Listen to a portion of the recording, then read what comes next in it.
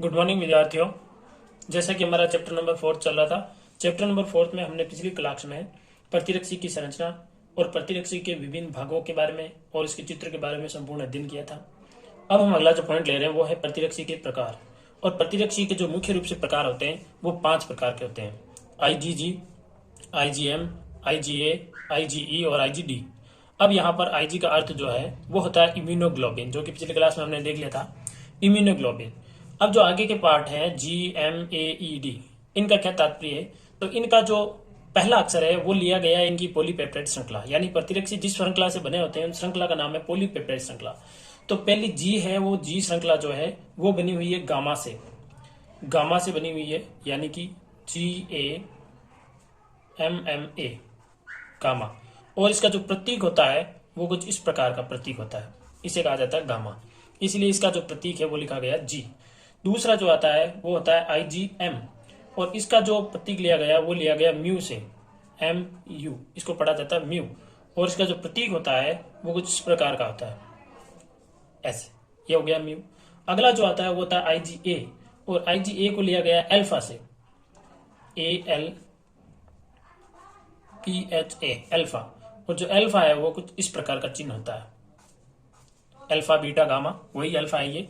चलिए अगला जो है वो है IgE, और IgE लिया गया है इप्सिलॉन से, इप्सिलॉन, इप्सिलॉन। और इप्सिलॉन को कैसे लिखा जाता है? इसको लिखा जाता है ऐसे सी की तरह, बीच में एक डंडी होती है, इप्सिलॉन। और लास्ट में जो आता है वो है IgD, और IgD को लिखा जाता है डेल्टा, डेल्टा। और इसका जो प्रतीक होता है वो कुछ इस प्रकार का होता है, डेल्टा। 8 की तरह होते हैं लेकिन आधे होते हैं, ठीक है। अब यहाँ पर ये काम तो हो जाता है। अब बहुत इंपॉर्टेंट काम बचता है अपने पास में, इनके कार्य। और यहाँ से बोर्ड में क्वेश्चन भी पूछे जाते हैं कि इनके कार्य क्या होते हैं, किसी का भी पूछा जा सकता है, हमें इनके कार्य अच्छे से आने चाहिए। तो क्या क्या कार्य है, सबसे पहले बात करते हैं IgG के बारे में। तो IgG एक ऐसी प्रतिरक्षी होती है जो गर्भवती माता होती है, तो गर्भवती माता के और शिशु के बीच में मध्य में एक योजक कड़ी होती है जिसे कहा जाता है आंवल, ठीक है। उस आंवल, जिसको प्लेसेंटा भी कहा जाता है, जिसके द्वारा मां में उपस्थित विभिन्न प्रकार के पौष्टिक पदार्थ या अन्य प्रकार के पदार्थ होते हैं वो शिशु तक पहुंचते हैं, उस नली को कहा जाता है आंवल या प्लेसेंटा। तो प्लेसेंटा को पार करके भ्रूण में पहुंचने वाली एकमात्र जो प्रतिरक्षी होती है वो होती है IgG। तो इसका कार्य क्या है? यह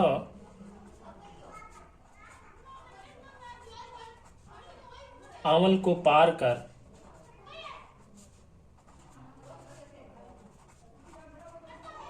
भ्रूण में जा सकती है। ये एक अकेली प्रतिरक्षी है जो कि आंवल को पार करके भ्रूण में जा सकती है, ये इसका मुख्य कार्य होता है। अब ये भ्रूण में कब जाएगी, शिशु के ऊपर क्या इफेक्ट पड़ेगा, ये चीजें मैं अगले टॉपिक में पढ़ाऊंगा आपको, जिसमें हम आरएच कारक पढ़ेंगे, वहां पर बताऊंगा इसका क्या उपयोग होता है, भ्रूण में जाने पर इसमें क्या होता है। और अगला जो प्रतिरक्षी आता है वो आता है IgM। तो IgM क्या होता है? ये प्रतिजन क्रिया करने पर, ये क्या करता है? प्रतिजन क्रिया करने पर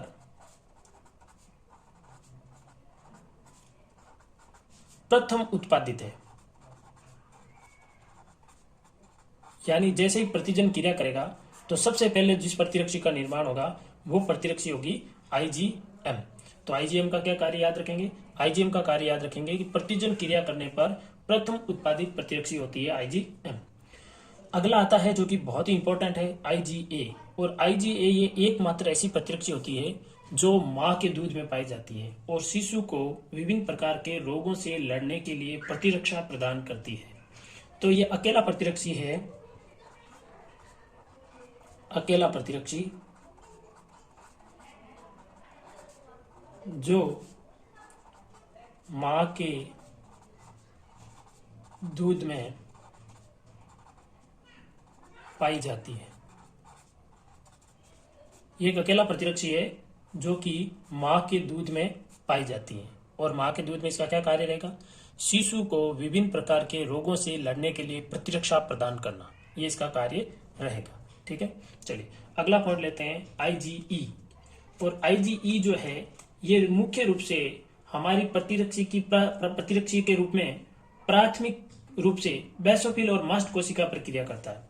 हमारे शरीर की बेसोफिल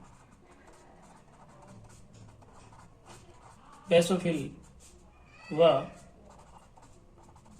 मास्ट कोशिका पर क्रिया करता है।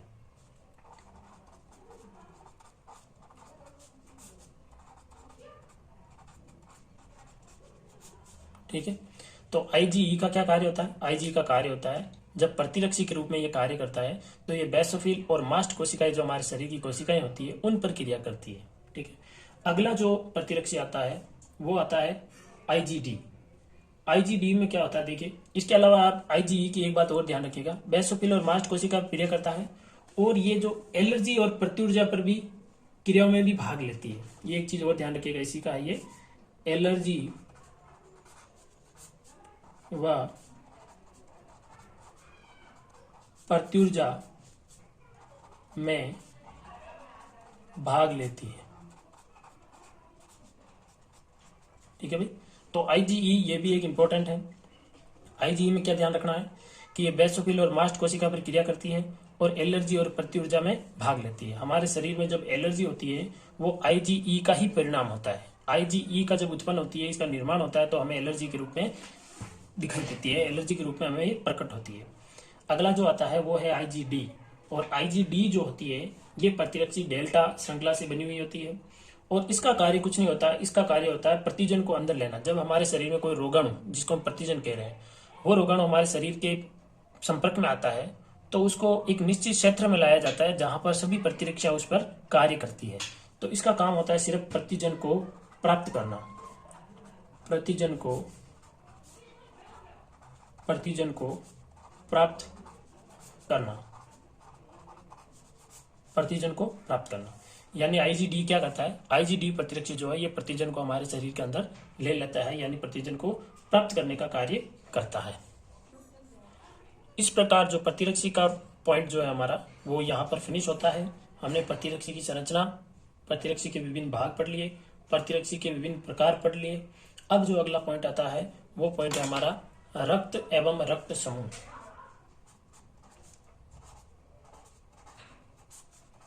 रक्त एवं रक्त समूह। ठीक है, ये ब्लड ग्रुप का हमारे पास में एक नया टॉपिक आता है। ठीक है, अब ये ब्लड ग्रुप जो है या रक्त समूह जो है, इसके बारे में बेसिक चीजें हम जानते हैं। छोटी क्लासों में हमने बहुत सारी इसके बारे में पढ़ा है कि रक्त एक तरल जीवित उत्तक है जो गाढ़ा चिपचिपा लाल रंग का होता है। तो इसकी बेसिक जो भाषा है वो हम थोड़ी सी लिख देते हैं। रक्त एक तरल संयोजी जीवित उत्तक है। रक्त एक तरल संयोजी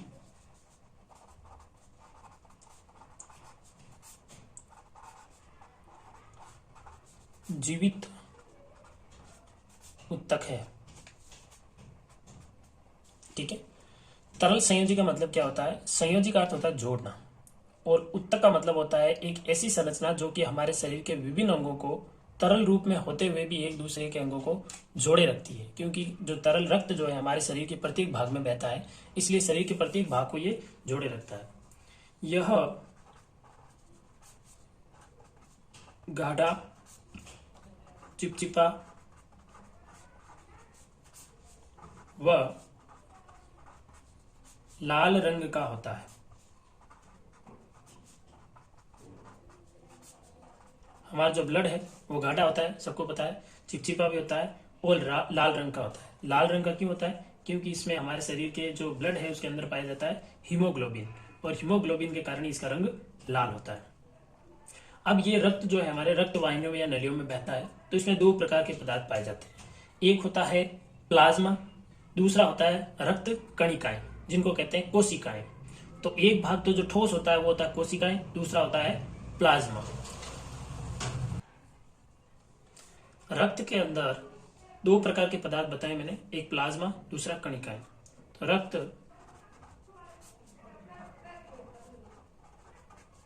प्लाज्मा तथा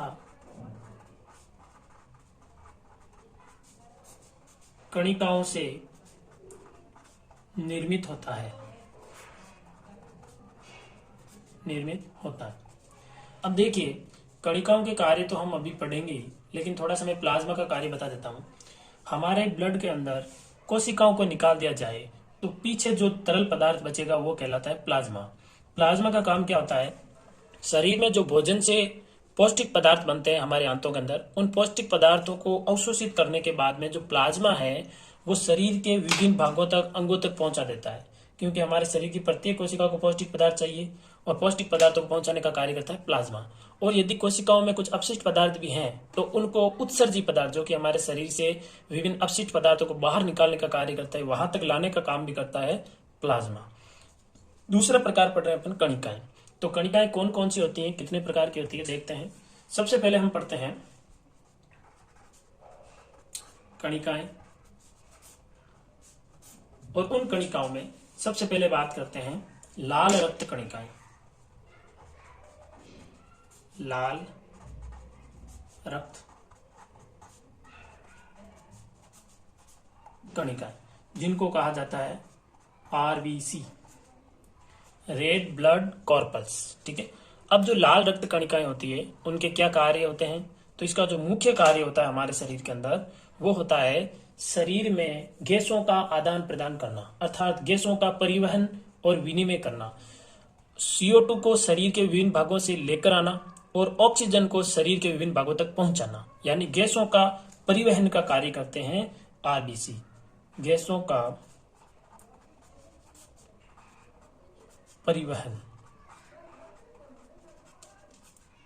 तो गैसों का आदान प्रदान करने का कार्य मुख्य रूप से कौन सी कोशिकाएं करती है, वो होती है हमारे शरीर की आरबीसी। सेकंड पढ़ते हैं, वो है WBC, श्वेत रक्त कणिकाएं, जिनको कहा जाता है WBC। श्वेत रक्त कणिकाएं जो होती है इनके मुख्य रूप से इनका काम होता है शरीर की रोगाणुओं से रक्षा करना, अर्थात प्रतिरक्षा के रूप में कार्य करती है, रोगाणुओं से रक्षा करना। तो रोगाणु से लड़ने का, रोगाणु से रक्षा करने का कार्य कौन सी कोशिकाएं करती है, WBC, जिन्हें हमारे शरीर की सैनिक कणिकाएं भी कहा जाता है। हमने छोटी क्लास में पढ़ा था। चलिए नेक्स्ट लेते हैं थर्ड, वो है बीम्बाणु। बीम्बाणु जिन्हें मुख्य रूप से प्लेटलेट्स भी कहा जाता है। बीम्बाणु जो मुख्य कार्य होता है वो होता है, पहली बात तो रक्त वाहिनियों की सुरक्षा करना। रक्त वाहिनियां जो हमारे शरीर की नलियां हैं जिनके अंदर रक्त बहता है, उनमें कहीं पर भी कोई घाव हो जाता है तो उसको ठीक करना, यानी उसकी सुरक्षा करना पूरी। दूसरा होता है, यदि हमें कहीं चोट लग जाती है तो चोट लगने पर शरीर से रक्त बहने लग जाता है, उस रक्त को रोकने का काम भी करती है, वो करती है बीम्बाणु। तो पहला तो लिखेंगे रक्त वाहिनियों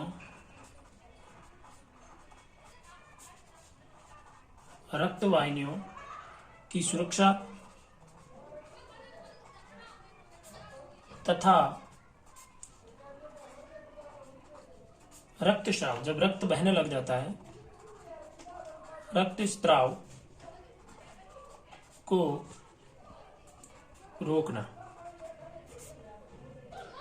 चलिए, तो हमने मुख्य रूप से आज प्रतिरक्षों के प्रकार, प्रतिरक्षी कितने प्रकार की होती हैं, इनके कार्य, और उसके बाद में रक्त एवं रक्त समूह जिसमें रक्त की संरचना कैसी होती है, इसमें कणिकाएं कौन कौन सी होती है, इनके क्या कार्य होते हैं, ये आज का हमने काम कर लिया है। इसका अच्छे से स्क्रीनशॉट ले लीजिएगा, याद कीजिएगा, अच्छे से काम कीजिएगा।